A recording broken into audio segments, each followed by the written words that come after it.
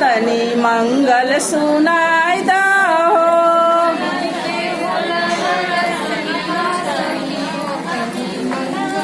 लक्ष्मी के होला दर्शनवा सखी हो तनी मंगल सुनाई दहो।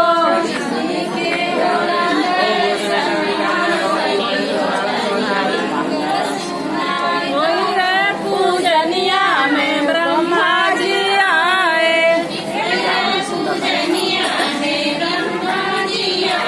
ओहि रे पूजनिया में ब्रह्मा जी आए। कमल के होला दर्शनमा सखी हो तनी मंगल सुनाई दहो।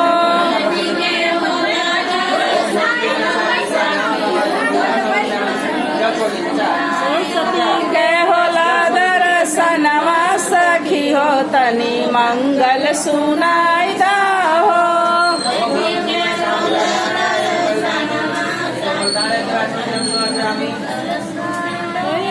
पूजनिया में राम जी आए, ओहि रे पूजनिया में राम जी आए। सीता के होला दर्शनमा सखी हो तनी मंगल सुनाई दहो।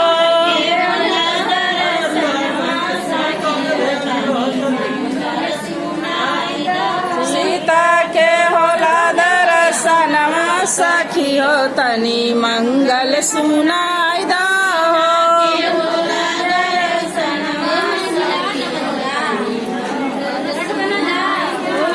पूजनिया में कृष्णा जी आए,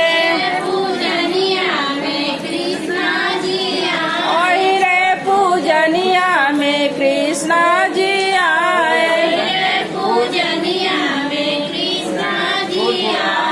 माँ के होला दर्शनवा सखी हो तनी मंगल सुनाई दहो।